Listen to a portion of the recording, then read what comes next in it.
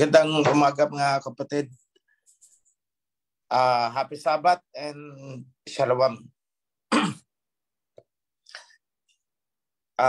Pasensya na hindi kagad ako pumasok kasi I'm waiting for Priest Senin because it's his turn. But anyway, napakaganda ng mensahe ni Priest Rob. It is about the covenant as a key na ibinigay. So, gusto kong samantalahin yung pagkakataon na masagot din yung maraming beses na itinatanong sa akin ng ibang kapatiran natin. Paano daw ba yung iba na wala, hindi pumasok sa covenant? Mariligtas din daw ba sila? Maraming beses ko na yung na-encounter. At sabi ko, hindi arok ng aking kaalaman. Dahil ang bagay na yan, ang makakaalam lang ay ating alahayam.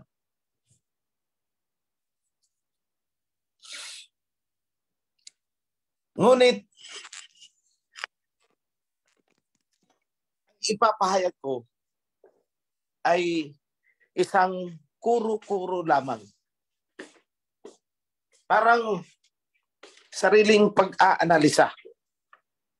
Hindi ako nagsasalita in behalf of the alahayam.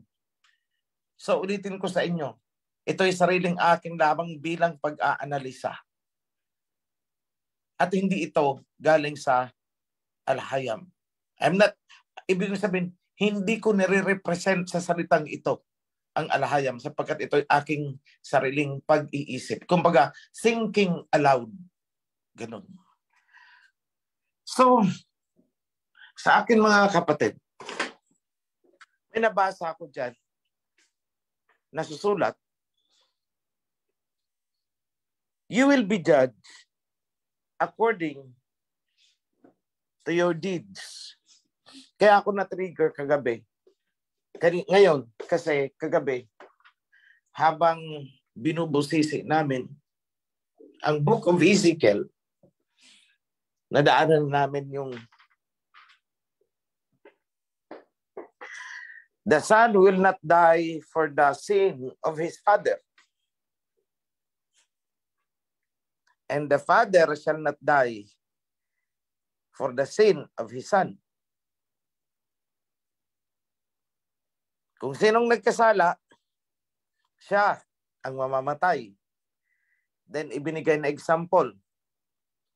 Yung panahon ni Abraham, ni Noah, ni Moses. Yung sabi ng alahayam is, sa pagdating ng judgment at pagpaparusa,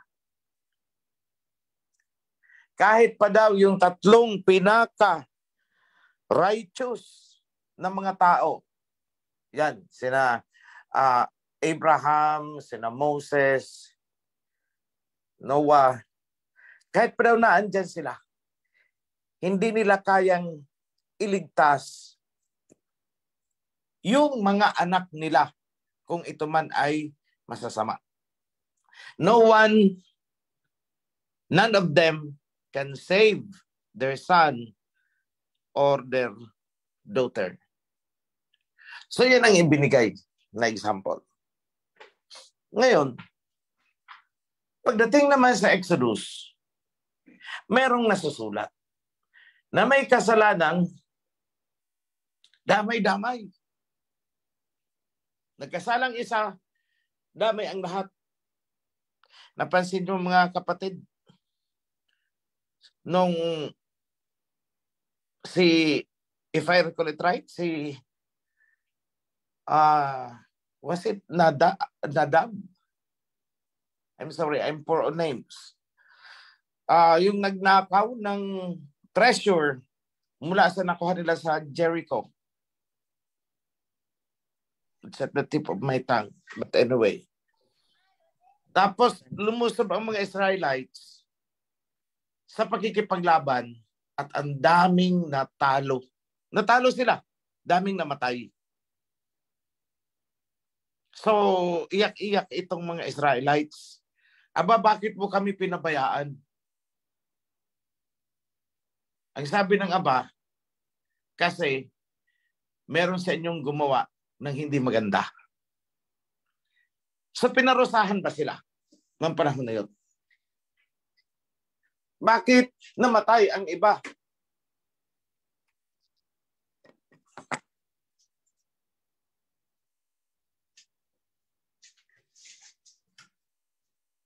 Dahil sa kasalanan ng isa. Ang sabi,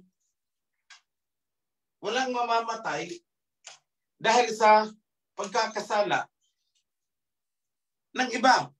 Ang anak hindi mamamatay dahil sa pagkakasala ng ama. Ang ama hindi mamamatay sa pagkakasala ng anak. At mayroon pa dyan sa Ten Commandments na down to the third and fourth generation.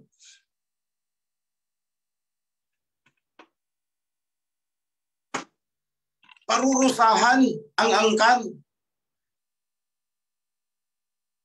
ng mga nag-engage sa idolatry, sa sorcery. Yung mga ganun. So, dinaanan ko rin yan sa video. So, kung hindi mo lalawakan ang iyong pag-unawa, para bang merong conflict, nagkukontrahan yung dalawa. So, ano nga ba yung tama?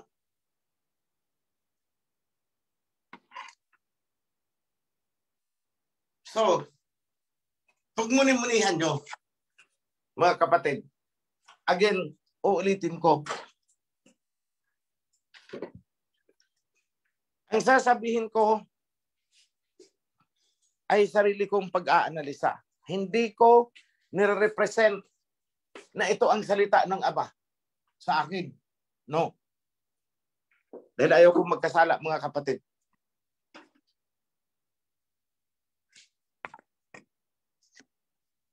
Para sa akin, walang conflict ang dalawa.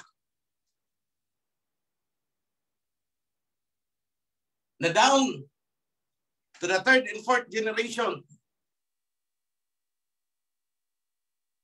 At saka yung kay Ezekiel na the father does not die for the sin of his son. Wala pong conflict. O paano nangyari yun?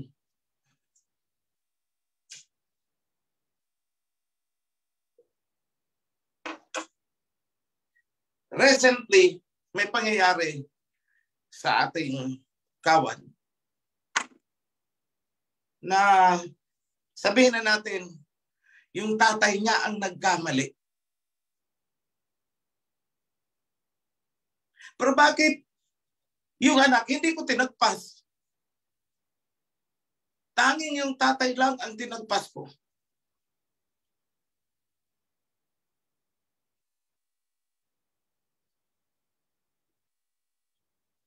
Ipagpalagay na natin na ang kasalanan ng tatay ay idolatry.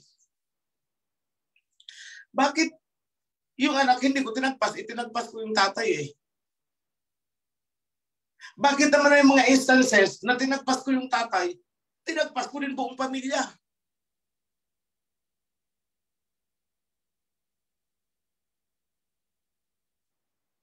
Unjust ba ako or unfair yung pagdedesisyon ko? Huwag niyong iisipin, mga kapatid, na may palakasan sa akin. Huwag niyong iisipin yan. Ito, malakas ito. Kaya tinagpas yung tatay, yung anak hindi tinagpas kasi palakasan lang yan. Kung sinong malakas kay Operio, yun, hindi natatagpasin yun. Pag hindi ka dikit dyan, tagpas ka. Kahit wala kang kasalanan. Hindi po tayo ganun. So sasagutin ko yung tanong ngayon. Kasalanan ng tatay, bakit pati ang anak, ang pamilya, tinagpas ko din sa kawan? Sa isang sitwasyon yun. Sa pangalawang sitwasyon naman, tinagpas ko ang tatay, hindi ko tinagpas ang anak. Inconsistent ba? Hindi. Sapagkat ang Torah, nung naiaayos natin, lalong inaayos natin, ay lalong lumilinaw. Ganito po yun. Ang sabi ni Prophet Ezekiel, paborito ko ito si Prophet Ezekiel kasi may sinulat yan. Woe to the foolish prophets who rely on their own belief, on their own knowledge, and have seen nothing. So, kapag pala naayos mo, na-resolve mo yung mga bagay-bagay ayon sa Torah, ayon sa covenant, hindi ka foolish prophet. Pag hindi mo naayos, foolish prophet ka. Kung ikaw ay nagtuturo, yet hindi mo ma-action yung mga ganon. But anyway, I'm not lifting up my own sin. So, yung iba dyan, ano ba talaga? King, sagutin mo na. Pinaligoy-ligoy mo eh. Di, mga kapatid, minsan lang tayo magkasama-sama sa isang linggo. Kaya medyo binibitin-bitin ko kayo. Pero, eto na mga kapatid.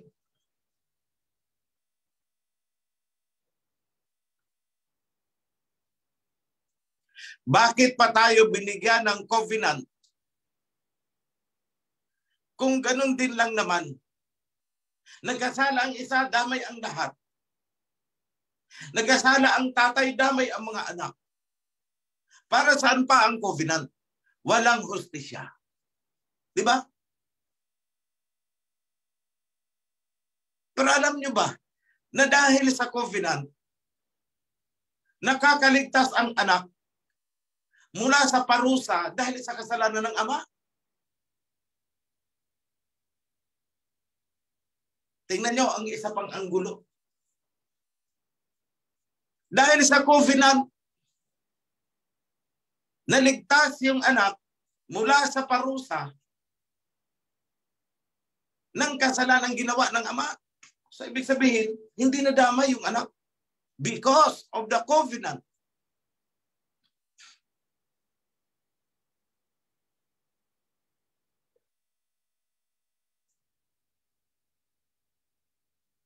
Dalawa ang nagkokontrahan sa paningin ng iba. Yung isang pananaw, yung isang sinasabi, isang pangunawa, damay-damay. Anak, kasalanan ng tatay, damay hanggang 7 generation, and so on. Meron naman dito sa kabilang nakasulat, hindi ko idadamay ang mga anak sa kasalanan ng ama. Ano ba talaga? What makes the difference sa action? Sa judgment? It is the covenant.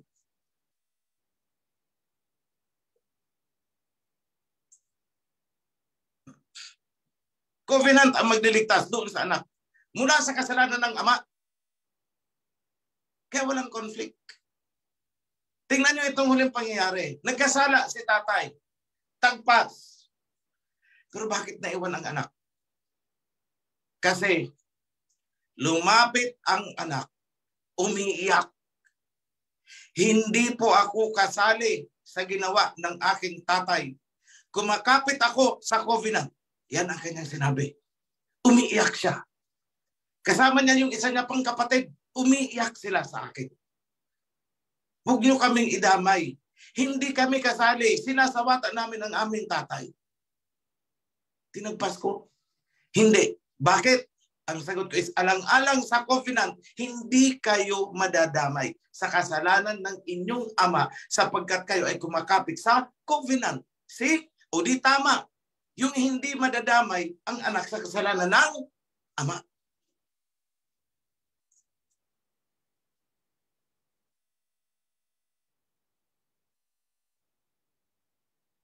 Paano naman yung sinabi na down to the fourth generation? Damay. Pinarusahan ang ama. Pati yung anak na hindi niya pa isinisilang, may parusa na.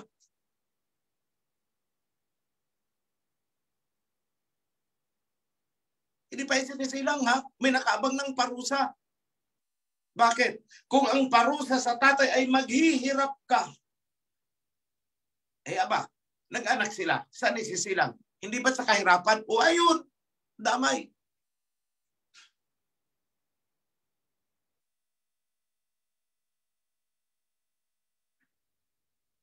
Kung ang parusa sa ama ay kamatayan, may isisilang pa bang anak? Wala na. Wala nang generation. Hindi lang hanggang 4 na henerasyon mula sa kanya. Ilang henerasyon pababa, wala na. Tapos ka na. Tapos na ang bloodline mo. So tama ulit ang Torah.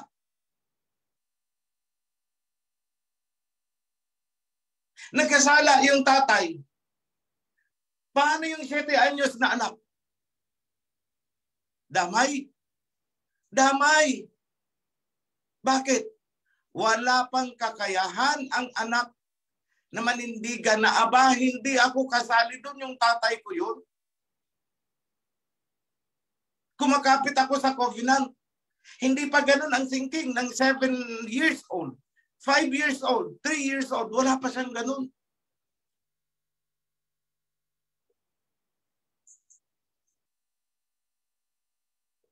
Ang sa kanya, kung saan ang tatay niya, doon siya.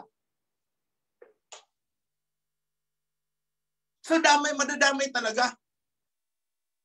Pero kung siya mismo lumabas, ay hindi siya damay.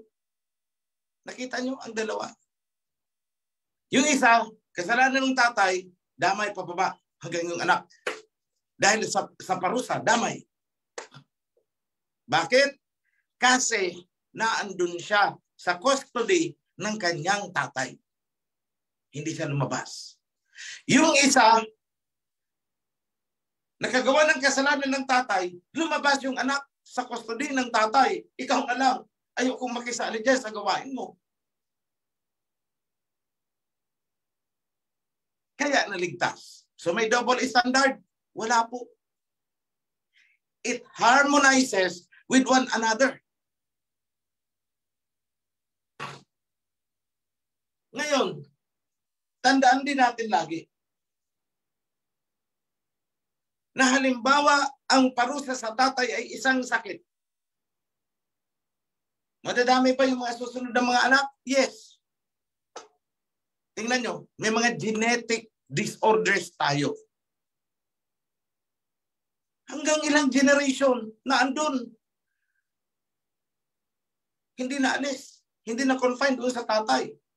Nagsimula sa kanya, paglabas ng anak niya, baon na dahil kumapit sa kanyang flesh, yung parusa. Ilang generation bago ulit makorek ang anomaly. So damay. So let me put it this way.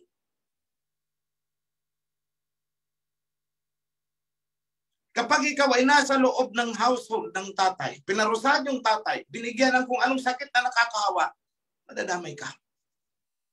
You should get out. Hindi yung kayang gawin ng bata. Kaya damay.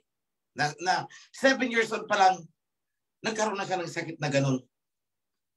Kinalakhan niya, nag-asawa siya, naipasa niya sa kanyang anak. Yung anak na yon, apo na nang nagkasala. Mai-expose din doon sa sakit kung sakit ang ibinigay. At pag nag-anak siya, andun pa din. Dating mayaman ang tatay, nagalit ang aba, inalis lahat ng property, naghirap ang tatay, damay ang pamilya.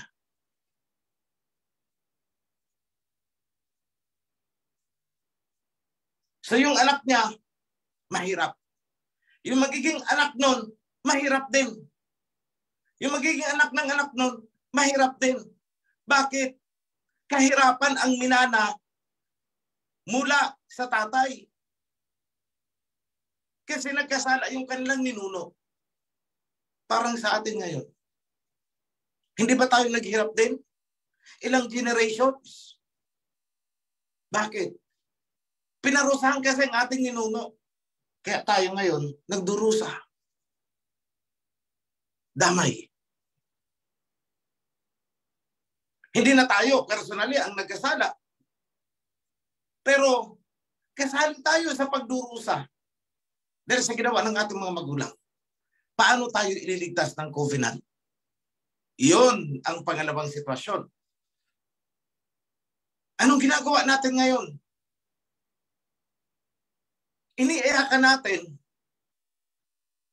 yung kasalanan ng ating mga ninuno. Patay na sila. Hindi na sila makahingi ng tawad. Sino ang humihingi ng tawad ngayon? Tayo.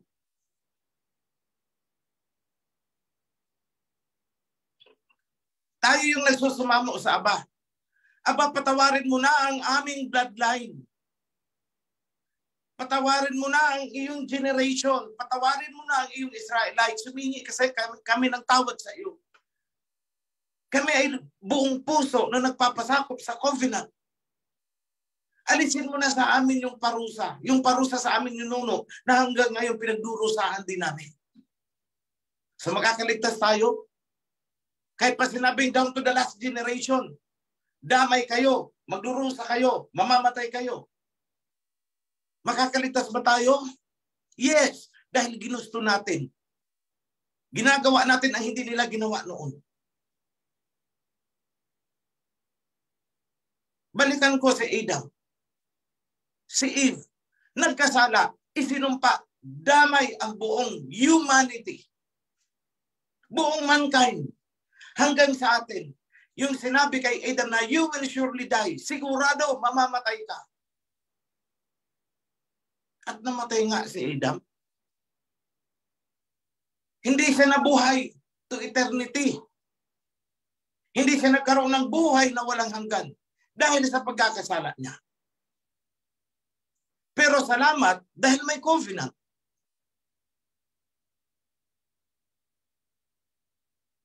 Yun ang magliligtas sa atin. Yun ang lifeline na ibinigay ng Aba. Oh, despite kayo nagkasala at nalugmo kayo dyan, maglalaglag ako ng lubid. Ang sino mang kumapit dyan, makakaahon. That is the covenant. I hope mga kapatid, naintindihan nyo ang sinasabi ko. I-replay ninyo ito ng i-replay para maunawaan nyo. Na sa usaping ito, kung damay ba yung mga anak, at meron namang sinasabi sa kabila na hindi ko idadamay ang mga anak, nagkukontrahan. Sana maunawaan nyo ito. Because I simplified everything. What makes the difference? The covenant. Yun ang pinagkaiba. Yung nagkasala, bumitaw sa covenant. Yung anak, mga later generations, kumapit sa covenant. Yan po ang pinagkaiba. Mga ninuno natin, bumitaw sa covenant. Tayo ngayon, bumalik, kumapit sa covenant. Kaya kahit tayo ay nadamay, sa parusang ibinagsak sa ating mga ninuno, minana natin ang parusa, minana natin ang sumpa, mawawala tayo doon sa default na damay ang anak. Mawawala tayo doon. Why? Because of the covenant. So nakakaawa ito mga kapatid, na sumipa sa covenant. Ginagaya-gaya lang nila ang ating pamamaraan kung paano tayo magsamba. Nakikiyahawa din sila, nakikiyahawa siya din sila. Pero ayaw ng covenant. Maihahalin tulad natin ang covenant sa isang matatag na bahay. May matatag na bubong, may matatag, matibay na pundasyon. Padating ang bagyo. Anong sabi? Kumapit ka. Pumasok ka sa covenant. Dahil sinabi ko na ang sino mang na andyan sa loob ng covenant ay aking ililigtas. Pero ang iba, ayaw pumasok sa covenant. Ginagaya-gaya lang nila kung ano ang ginagawa ng mga taong naandun sa loob ng covenant. Pero ayaw nilang pumasok. Dumating ang bagyo. Yung mga totoong nasa loob ng covenant ay safe, ligtas. Yung mga nakikigaya-gaya lang, binagsakan ng kanilang mga bubong. That is the difference. Sabi nga ng ating Messiah, in that day, in the last days, many will come to me. Maraming lalapit sa akin at magsasabi, sa pangalan mo, kami gumawa din ng mabuti sa kapwa namin. Love, love, love, love. Sa pangalan mo, kami ay nagpagaling din ng mga may sakit. Sa pangalan mo, kami nagpalayas ng mga demonyo. Pero anong sagot? Anong isasagot ng Messiah? Lumayo kayo sa akin, sapagkat kayo ay wala dito sa aking listahan. Hindi ko kayo kilala. Ganon kasimple. Ganon kasimple.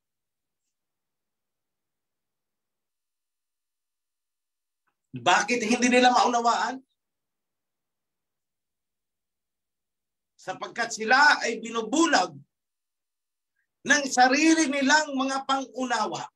Sapagkat sila ay binubulag ng mga pansarili nilang interes. Sapagkat sila ay nabubulag dahil sa kanilang mga attitude, kayabangan. Sapagkat sila ay nabubulag ng kanilang kapalaluan. Gusto nilang higitan kung ano ang aking narating. Gusto nilang higitan, gusto nilang pantayan kung ano man ang ibinibigay ng Aba sa akin. But what makes the difference? Bakit ako merong ganito na kinaiinggitan nila? Simple lang. Number one, ang sabi ng Aba, so hulaan na naman ito ni Priest Simri eh. Alam niya na ang takbo eh.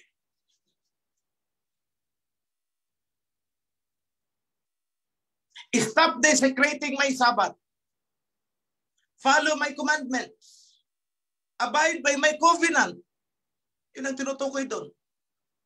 And I will let you ride the top of the world. Ay ako buong puso kong ginawa yun eh. Ilang taong isinakripisyo ko ang sarili ko. Then I said to the Alhayam, sabi ko sa kanya, kung ako nga ang iyong mensahero, ibalik mo lahat sa akin ang mga nawala sa akin. Yes, totoo yan mga kapatid. Although, naghanda ako na, kung sa sidewalk ako, sa sidewalk. Pero teka lang, magkasubukan nga tayo. Baka mamaya, sarili ko itong pantasya. Sarili ko itong haka-haka or what? So, one time I prayed. Umiiyak ako. And I said, ayoko magkamali. Ayoko magkasala sa'yo. Kung ako nga ang pinili mo, para giyahan, pangunahan ang mga taong ito, ibalik mo sa akin lahat ang mga nawala sa akin. Alam niyo mga kapatid,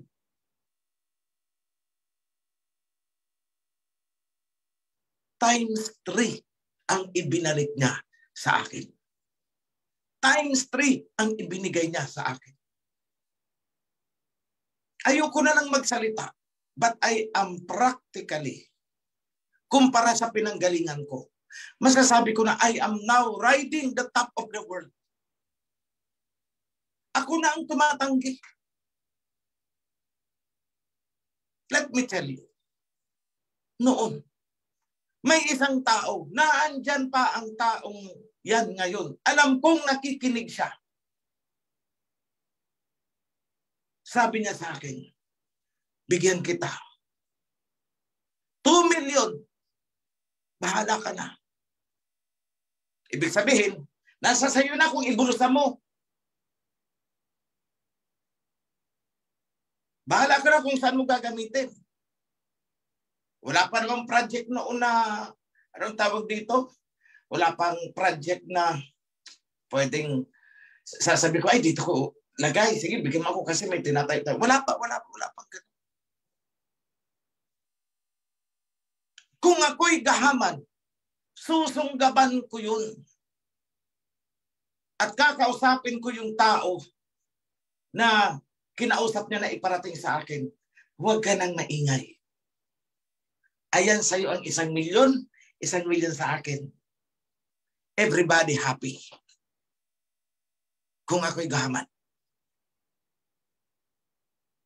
Pero ang anong isinagot ko? Nandyan siya. Saan galing yung pera na ibinibigay mo? Kung hindi yan malinis, huwag mong ibibigay. At ako'y hindi naghahangad ng pera. Hindi ako nasisilaw sa pera kahit tambakan mo.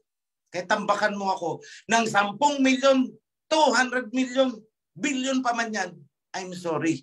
Hindi po nabibili ang aking prinsipyo. Bakit? Sapagkat ang prinsipyo na pinanghahawakan ko ay ayon sa covenant. Alam ko na, kapag ikaw ay nagkamali kay Aba, walang magagawa, walang saysay ang kayamanan mo. Bumili ka man ng higaan, yari sa ginto ang mga paananan ng iyong higaan. Nahiga ka, ang sarap ng tulog mo. Napakalambot na kutsyon, velvet ang kumot mo. Pero yun na pala, ang huling tulog mo, dahil matutulog ka na forever.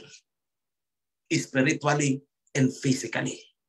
Nasaan ngayon ang kayamanan mo? Wala.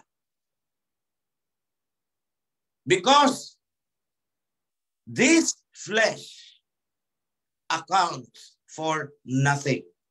What is most important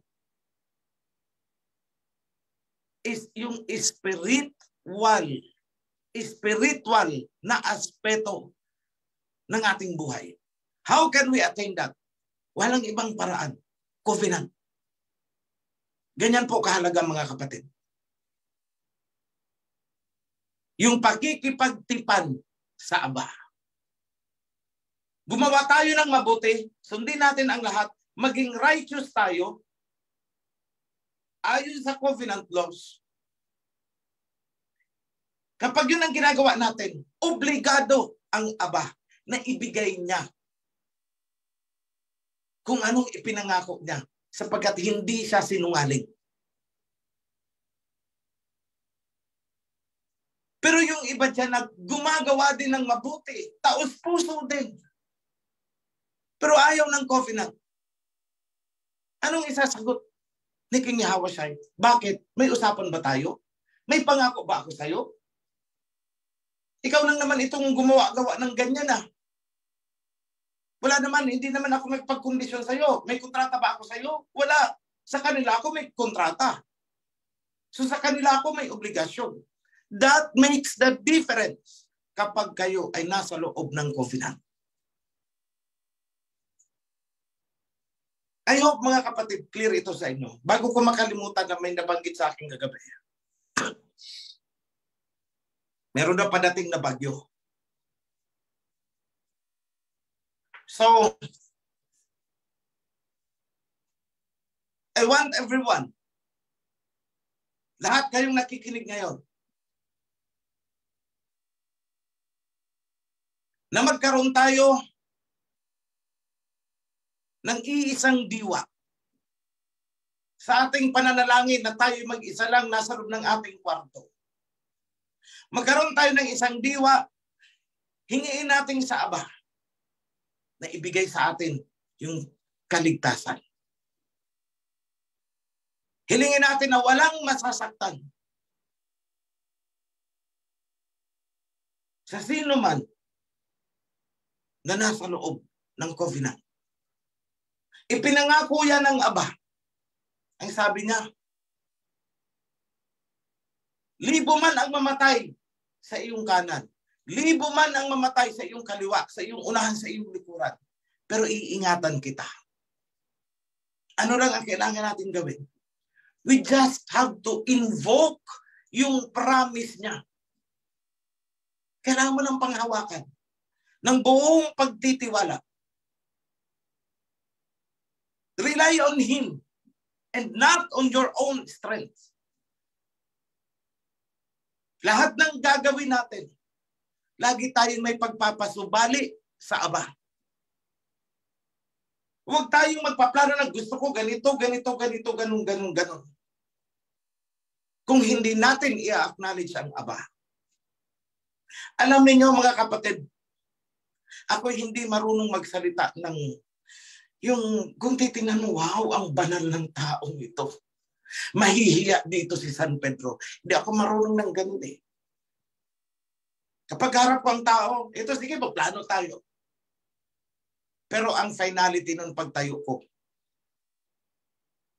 hindi ko sasabihin sa kanila. Pagtayo ko mula sa conference table, kung luluubin ni Aba. Yun lagi. Kung luluubin ng Aba. Pero sa loob ko na lang yun. Sana ipagkaloob ng Aba. Sa loob ko lang yun. Why? Hindi kasi ako PDA. Alam niyo yung PDA? Yung public display of affection. Sa ating PDH, public display of holiness. Hindi ako ganun, mga kapatid. I'm sorry. I'm sorry. Hindi ako ganun. At hindi ko alam kung paano gawin yun. At hanggang ngayon, pinag-aaralan ko pa rin.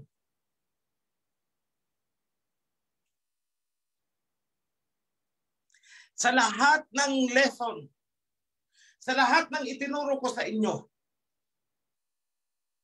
ito ang pinakamahirap para sa akin.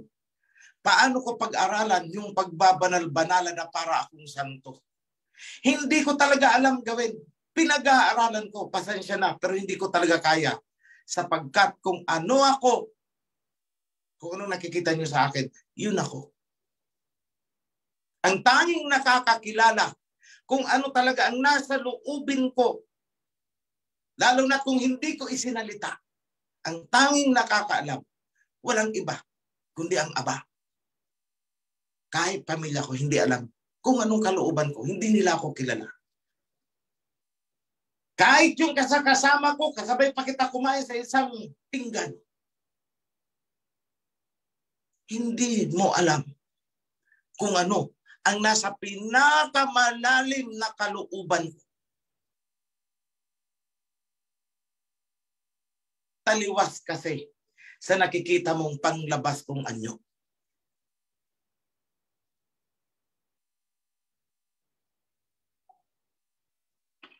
Pero sa mapag-obserba, makikita nyo yan sa mga mula sa maliliit na bagay na ginagawa ko. Sa mga maliliit, mula sa pinakamaliit na bagay na ugali ko. Kapag inobserbahan mo, unti-unti mong masisilip kung ano ako. You will see what I am. Pero deeper than that, sa makikita mo, ang nakakaalam ay si Abayahawa na. Wala na. That is the exclusive domain of my relationship sa ating alahayam. Exclusive domain ko yan. At gustuhin man ng iba na silipin yan, no one can do that. Because in the first place, hindi naman nila alam ang tunay kong pinanggalingan. I'm not talking about pinanggalingan ko sa laman. No, I'm not talking about that.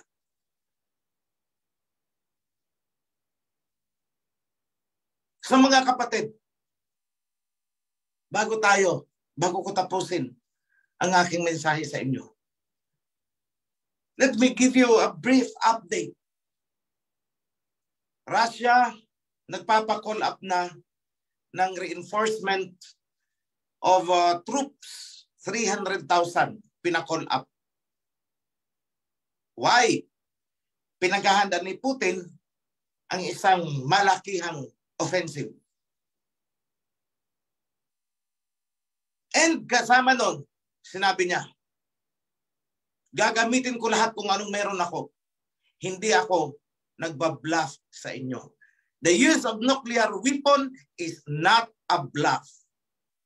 I will use everything in my arsenal.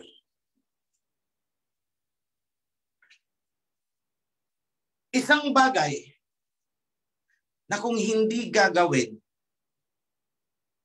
ng Russia, matatalo sila.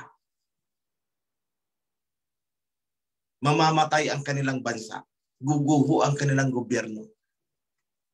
Mamamatay si Putin. Kung hindi niya gagawin yan. Pero pag ginawa niya rin yan, maraming mamamatay sa West. Maraming mamamatay sa Europe. Kapag ginawa yan ni Putin, out of self-preservation. So nasaan siya? Nasa balancing act siya. Buhay ko, buhay namin, o buhay ninyo? Yan ang tanong ngayon.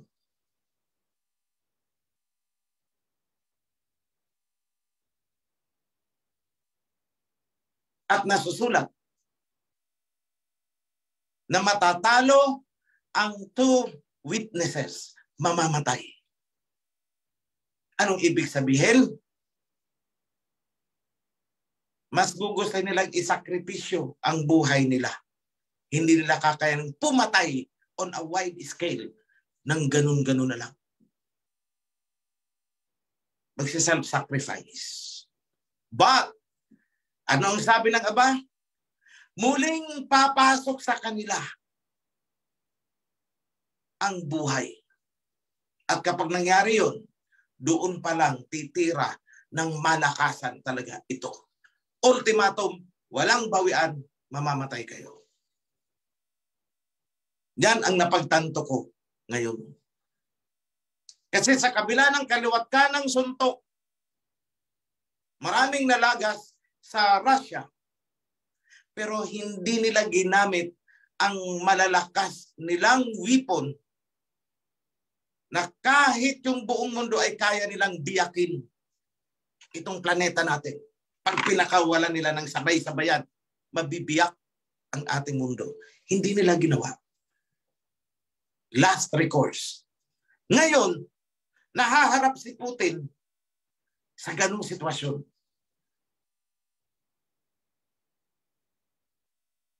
Ang sabi niya, hindi ako nang babluff. We have the technology that you never heard of. Ibig sabihin, hindi ninyo akalain na nag-i-exist pala. Ibig sabihin na kahit sa panaginip ninyo, hindi nyo akalain na meron palang ganito. Parang ganun ang message na sinasabi niya. We have that. Mag-behave kayo para hindi ito gamitin sa inyo. Umayos lang kayo. Maayos kami eh. Huwag ninyong tangkain na sakupin kami o impluwensyahan kami ng NATO. Huwag niyong gagawin yan. Dahil magre-retaliate kami. Don't push us. Don't push Asia. Dahil kahit may mga sintikan kami dito bilang magkakapatid sa loob ng Asia, At the end of the day, kapag nakita ng ibang Asian countries na talagang ginagano na ang Russia, tutulong sasaklulo yan. Kahit tingnan mo sa akin parang walang pakialam. Bakit? Ugaling Hebreo yan.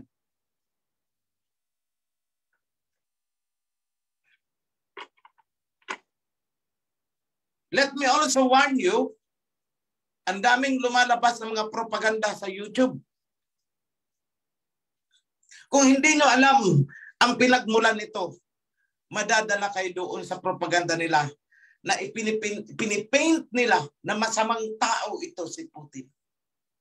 At ang mga anghel ay ang mga kanok.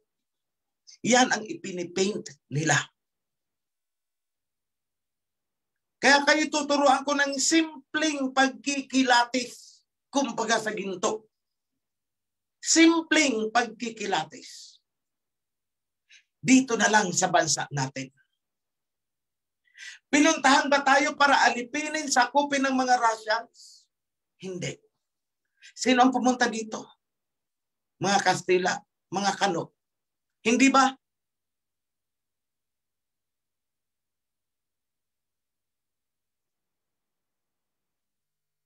May narinig na ba kayo na itong mga Russians na to ay pumunta ng Africa, pumunta ng Australia para sakupin, hut-hutin ang kanilang mga resources? May narinig ba kayo? Across history, wala.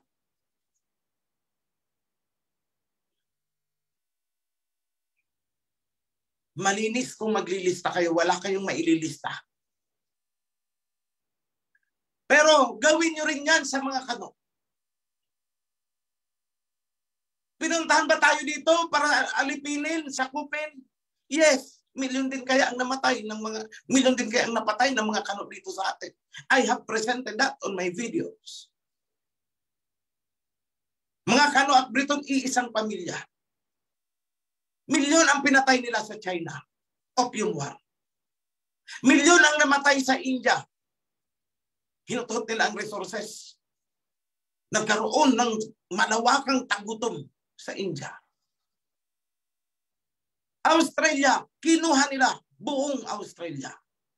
Africa, talagang hanggang sa putol-putol dugo talaga ang inilabas ng mga Africans. Tribe of Judah, inalipin ng mga Kano. Nung itinayo nila itong kanilang City of Babylon. Ngayon, sino ang paniniwalaan ninyo? Mag-isip kayo.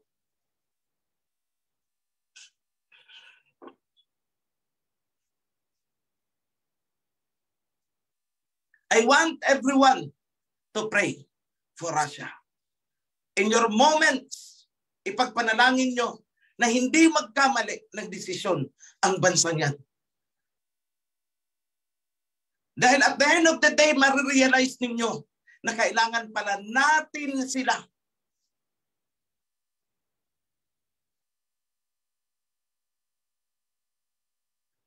Huwag niyong kalilimutan. Hindi niyo kailangan ilagay sa public display ang inyong pananalangin.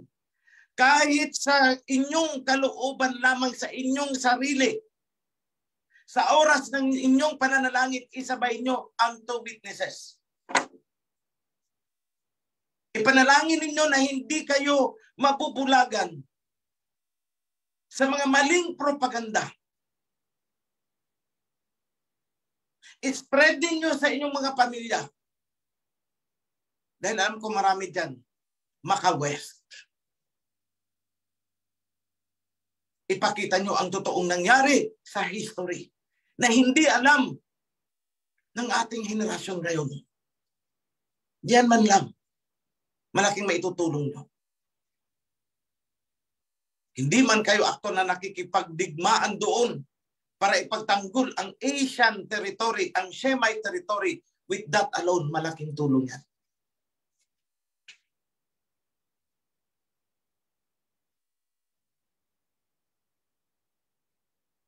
So yan lang mga kapatid so far ngayon. Before I go. Please raise your hand and I will extend the blessing sa inyo. Sa pangalan ng ating Almighty Abay Yahweh, ipinapaabot ko, hinihiling ko sa Kanya, pinapaabot ko sa inyo na igawad ang buong pagpapala na ibigay ang lahat ng pamamaraan na matugunan ang inyong mga pangangailangan. Yung may mga sakit, hinihiling ko ang kagalingan. Yung mga naghihirap sa material na bagay, hinihiling ko na ipagkaloob yan. Ang pag-iingat sa mga sakuna, kapahamakan, hinihiling ko.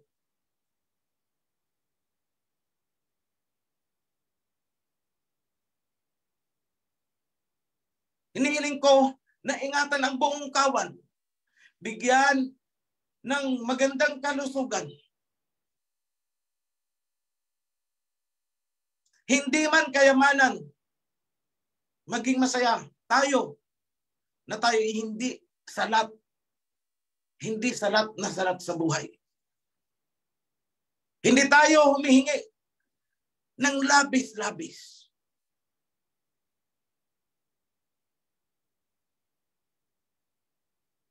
Ngunit tatanggapin natin kung anuman ang iaabot ng ating Abay Yahweh. Ipinapaabot ko mula sa punong ministro hanggang sa pinakamababa, tagawalis sa temple. Hanggang sa kaduluduluhan ng pinakamalayong chapter. Lahat ng nakikiisa sa inyo, pagpalain kayo mga kapatid. Hinihiling ko na kayo ay maging matatag sa loob ng covenant upang matamasa natin ng sama-sama ang mga ipinangako ng ating Abay Yahweh. Lahat yan, binibigkas ko, pinapaabot ko sa inyo. I invoke the promises ni Abay Yahweh sa pangalan ng kanyang anak, ang ating King Yahweh Shai, Yada Shanawa. Shalawa mga kapatid, Sabat.